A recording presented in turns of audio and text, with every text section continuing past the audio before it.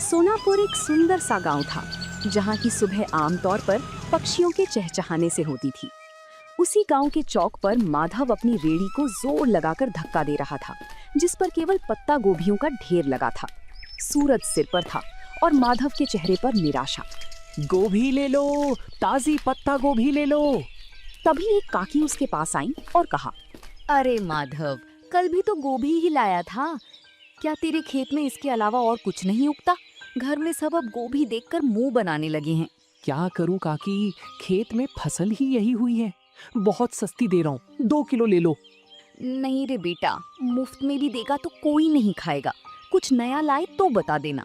सबको कुछ नया चाहिए, पर नया लाने के लिए पैसे कहाँ से आएंगे? अगर आज ये गोभी नहीं बिकी तो कल का चूल्हा भी नहीं जल पाएगा। माधव वहीं सड़क किनारे बैठ गया। तभी उसका पुराना दोस्त सोमू वहां से गुजरा। क्या हुआ माधव, आज फिर गोभी का ढेर घर ले जा रहा है? हाँ सोमू, कोई भी इसे खरीदने को तैयार नहीं है। सब इन पत्ता गोभी से पक गए हैं। समझ नहीं आता इन पत्ता गोभियों का क्या करूं। भाई तूने शहर में कुछ समय उस दुकान पर काम किया था ना, जहां लोग इसी गोभी को बारीक काट कर कुछ सफेद पोटली जैसा बनाते थे। क्या नाम था उसका? मोमोस? हाँ सोमू, वो लोग पत्ता गोभी का ही इस्तेमाल करते थे। सोमू की बात माधव के दिमाग में घर कर गई थी। उस शाम माधव घर लौटा तो उसके मन में एक ही धुन सवार थी। उसने अपनी बची हुई सबसे अच्छी पत्ता गोभी उठाई और उसे बारीक काटना शुरू किया। अगर मैं इन गोभियों को फेंकने के बजाय इनका रूप बदल दूं तो शायद बात बन जाए। मैदा घर में थोड़ा पड़ा ही है। वो रसोई में मसालों के साथ कुछ प्रयोग करने लगा। खुशबू फैलने लगी तो उसका पड़ोसी करीम चाचा अंदर आए। माधव मियाँ, ये कैसी खुशबू आ रही है? आज क्या कोई दावत की तैयारी है? आइए चाचा, दावत तो नहीं पर एक कोशिश कर रहा हूँ। ये देखिए, मैंने इन गोभियों को मसालों के साथ पकाकर इस मैदे की लोई में भर दिया है। अरे ये तो छोटी छोटी सफेद पोटलियां लग रही हैं। इन्हें तेल में तलोगे क्या? नहीं चाचा, इन्हें बस भाप में पकाऊंगा। ये बिना तेल का खाना होगा, जो गांव वालों के लिए बिल्कुल नया होगा। बिना तेल का? क्या लोग खाएंगे? यहाँ तो सबको तला भुना पसंद है। स्वाद अच्छा हुआ तो सब खाएंगे चाचा।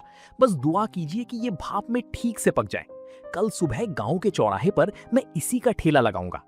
हिम्मत तो बड़ी है तेरी। चल ये पक जाए तो एक मुझे भी चखाना। अगली सुबह सूरज की पहली किरण के साथ ही माधव गांव के चौराहे पर पहुंच गया था। उसने अपनी रेड़ी के एक तरफ कटी हुई पत्ता गोभी रखी थी और दूसरी तरफ पीतल के एक बड़े बर्तन से भाप निकल रही थी। गांव के लोग जो रोज माधव को गोभी बेचते देखते थे, आज रुक रुक कर उसे ताकने लगे। तभी गांव का हलवाई बनवारी उसके ठेले पर आया और कहने लगा, अरे माधव, आज तेरा ये पत्ता गोभी का ठेला बड़ा चमक रहा है। ये बड़े बर्तन में क्या उबाल रहा है भाई? सुबह सुबह चाय बना रहा है क्या? नहीं बनवारी भाई, ये चाय नहीं है, इसे मोमोस कहते हैं। शहर का बड़ा मशहूर नाश्ता है। आज पहली बार अपने गांव में लाया हूँ। मो क्या? नाम तो बड़ा अजीब है, पर खुशबू बड़ी सौंधी आ रही है। इसमें डाला क्या है? वही अपनी ताजी पत्ता गोभी है भाई, बस बनाने का अंदाज नया है। ये देखिए, साथ में ये लाल चटनी भी है। तभी गांव का एक बुजुर्ग उसके पास आया और उसने कहा, बेटा, ये दिखने में तो बड़ा कोमल लग रहा है। क्या ये बुजुर्गों के खाने लायक है? मेरे दांत अब सख्त चीजें नहीं चबा पाते। बाबा, ये तो मुंह में जाते ही घुल जाएगा। ये भाप में पका है, बिल्कुल रूई जैसा नरम। आप बस एक बार जरा सा चक्कर देखिए। बुजुर्ग ने एक छोटा सा टुकड़ा चखा। पूरा चौराहा शांत हो गया। सब बुजुर्ग के चेहरे के भाव देख रहे थे। जैसे ही बुजुर्ग ने मोमोज का टुकड़ा चबाया, उनके चेहरे पर एक बड़ी सी मुस्कान फैल गई। माधव ने उन्हें थोड़ी और लाल चटनी दी। देखते ही देखते वहां मौजूद दूसरे लोग भी अपनी बारी का इंतजार करने लगे। वाह माधव, ये तो वाकई कमाल की चीज है। इतना नरम और जायकेदार, और ये लाल चटनी, इसने तो सोई हुई जुबान को जगा दिया। तभी वहां माधव का दोस्त सोमू भी आ जाता है। माधव, मुझे भी एक प्लेट दे भाई। कल तो तू बड़ा परेशान था और आज तूने यहाँ कमाल कर दिया। अब जल्दी जल्दी इसका स्वाद सबको चखा दे, लोग इंतजार कर रहे हैं। हाँ सोमू, सबको दूंगा, पर ध्यान रखना, चटनी थोड़ी तीखी है, संभल कर खाना। अरे माधव, तीखा ही तो असली मजा है। शहर में लोग क्या वाकई रोज यही खाते हैं? मुझे तो लगता था वहाँ के लोग बस महंगा खाना जानते हैं। हाँ काका, शहर में तो इसे खाने के लिए लंबी लाइनें लगती हैं। मैंने सोचा जब हमारे खेत में इतनी अच्छी गोभी होती है तो हम गांव वालों को ये स्वाद क्यों ना मिले। भाई माधव, तूने तो मेरी मिठाई की दुकान के सामने रौनक लगा दी। एक प्लेट मेरे लिए भी लगा। देखूं तो सही, इस पत्ता गोभी के नए अवतार में ऐसा क्या जादू है। दोपहर होते होते माधव की सारी पत्ता गोभी खत्म हो गई थी, लेकिन सब्जी के रूप में नहीं बल्कि मोमोज के रूप में। माधव ने आज पहली बार अपने हाथ में इतने पैसे देखे थे। उसकी आंखों में खुशी के आंसू थे और मन में एक नया हौसला। उसे समझ आ गया था कि मेहनत और नयापन कभी बेकार नहीं जाता। जिसके बाद अगले कुछ दिनों तक माधव का काम तेजी से चल पड़ा। अब लोग सुबह से ही माधव के आने का इंतजार करने लगे थे।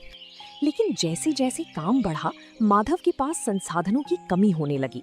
उसके पास सिर्फ एक छोटा बर्तन था और अकेले सारा काम करना उसके लिए मुश्किल होता जा रहा था। गोभी काटना, मैदा गूंथना, फिर उसे बेलना और फिर भाप देना, अकेले करते करते हाथ जवाब देने लगे हैं। पर अगर रुक गया तो लोग निराश हो जाएंगे। तभी करीम चाचा उसके पास आते हैं और कहते हैं, क्या बात है माधव मियाँ, काम कैसा चल रहा है? आज चेहरे पर वो चमक नहीं है जो हमेशा रहती है।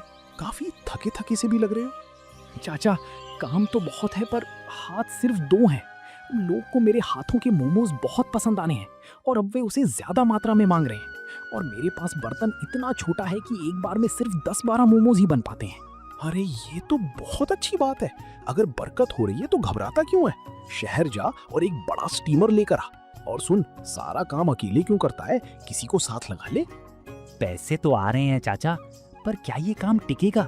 कहीं लोग 4 दिन बाद ऊब गए तो मेरी सारी कमाई डूब जाएगी। मेहनत कभी नहीं डूबती बेटा। तूने साधारण सी पत्ता गोभी को पहचान दिलाई है। अब खुद को एक बड़ा व्यापारी बनाने की सोच। करीम चाचा की सलाह मानकर माधव ने अगले दिन अपनी रेहड़ी नहीं लगाई। वो पास के बड़े कस्बे के बाजार गया। वहाँ की भीड़ भाड़ देखकर उसे अपने पुराने दिन याद आ गए, जब वो दूसरों की दुकानों पर काम करता था। आज वो अपनी खुद की दुकान के लिए सामान खरीदने आया था। आइए भाई साहब, क्या दिखाऊं? होटल के लिए बर्तन चाहिए या घर के लिए? मुझे मोमोज बनाने वाला सबसे बड़ा 3 मंजिला बर्तन चाहिए। और हाँ, एक ऐसी मशीन भी देना जिससे सब्जियां बहुत बारीक कट सके। बड़े बर्तन की मांग तो बहुत है। आप कहाँ से आए हैं? शहर में दुकान खोल रहे हैं क्या? नहीं साहब, गांव में मेरा छोटा सा मोमोज बेचने का काम है। वहाँ लोगों को उसका स्वाद बहुत पसंद आ रहा है। ये तो बड़ी अच्छी बात है। ये लीजिए, ये स्टील का सबसे बढ़िया बर्तन है। इसमें एक साथ 50 मोमोज आराम से बन जाएंगे। और ये रही आपकी नई मशीन। इससे आपकी मेहनत आधी हो जाएगी। शुक्रिया। अब गांव लौटकर मुझे सिर्फ खाना नहीं बनाना बल्कि अपने काम को और बेहतर बनाना है। कल से गांव वालों को मोमोज खाने के लिए इंतजार नहीं करना पड़ेगा। माधव जब नए बर्तनों के साथ गांव लौटा तो शाम हो चुकी थी। रास्ते में उसने ढेर सारी पत्ता गोभी खरीदी। उसे पता था कि अब उसका संघर्ष एक नए मुकाम पर पहुंच चुका है। उसने रात भर जागकर नए बर्तनों को साफ किया और अगले दिन की तैयारी की। अगली सुबह जब माधव चौराहे पर पहुंचा तो उसकी रेहड़ी का नजारा बदला हुआ था। 3 मंजिलों वाला ऊंचा स्टील का स्टीमर सूरज की रोशनी में चमक रहा था। गांव वाले ये नया अजूबा देखने के लिए जमा हो गए। माधव के चेहरे पर एक नई चमक थी, क्योंकि अब उसे ग्राहकों को इंतजार नहीं कराना पड़ता था। वाह भाई माधव, ये क्या रॉकेट ले आया आज? ये तो बड़ा आलीशान लग रहा है। रॉकेट नहीं है सोमू भाई, ये 3 मंजिला स्टीमर है। अब एक साथ कई लोग मोमोज खा पाएंगे। कल तक तुम लोग शिकायत करते थे ना कि देर लगती है, लेकिन अब इसकी मदद से नहीं लगेगी। अरे भाई, बर्तन तो बड़ा कर लिया, पर क्या स्वाद वही रहेगा? अक्सर काम बढ़ने पर लोग जायका भूल जाते हैं। भनवारी भाई, जायका तो मेरी मेहनत में है, बर्तन में नहीं। आप बस देखते जाइए। आज मैंने चटनी में एक खास चीज और मिलाई है, खेत का ताजा पुदीना। माधव, सुना है तूने कस्बे से कोई मशीन भी मंगवाई है? क्या अब मशीन से खाना बनाएगा? नहीं काका, मशीन सिर्फ सब्जियां बारीक काटने के लिए है। मेहनत तो अभी भी इन हाथों की ही रहेगी। मशीन से बस मेरा समय बचेगा ताकि मैं आप सबको गर्मा गर्म खाना खिला सकूं। उस दिन माधव की रेहड़ी पर इतनी भीड़ थी कि गांव का मुख्य रास्ता जाम होने लगा। माधव बड़ी फुर्ती से हाथ चला रहा था। वो पत्ता गोभी की फिलिंग भरता, उन्हें आकार देता और स्टीमर में सजाता। कुछ ही मिनटों में भाप के साथ मोमोज तैयार हो जाते। तभी गांव के पटवारी जी अपनी गाड़ी से वहां रुके। माधव, ये क्या शोर मचा रखा है तुमने? पूरा गांव यहीं जमा हो गया है क्या? प्रणाम पटवारी जी, कुछ नया शुरू किया है। ये पत्ता गोभी के मोमोज हैं। आप भी जरा चक्कर देखिए, फिर बताइएगा कि गांव में ये कैसा लग रहा है।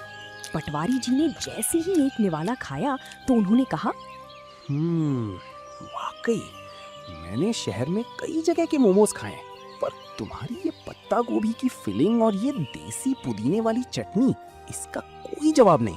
तुमने तो कमाल कर दिया।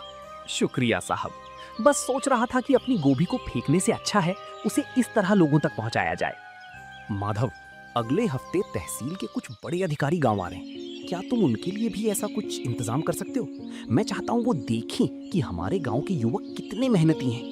ये तो मेरे लिए सौभाग्य की बात होगी साहब। मैं उनके लिए सबसे बेहतरीन मोमोज तैयार रखूंगा।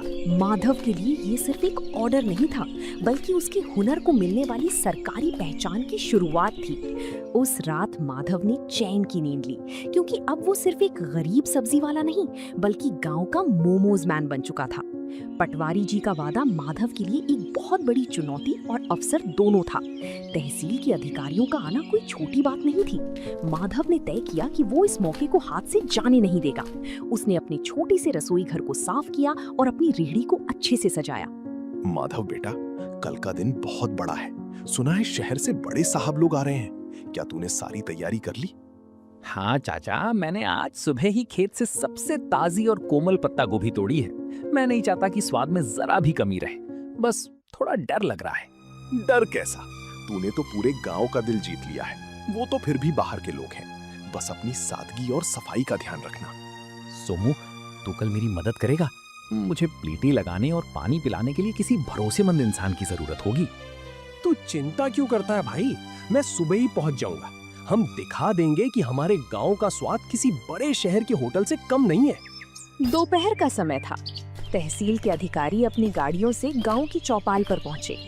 पटवारी जी ने गर्व के साथ माधव की रेहड़ी की ओर इशारा किया।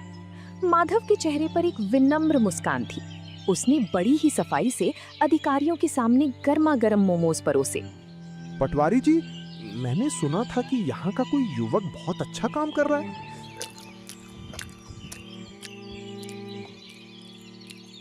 अरे ये तो वाकई लाजवाब है।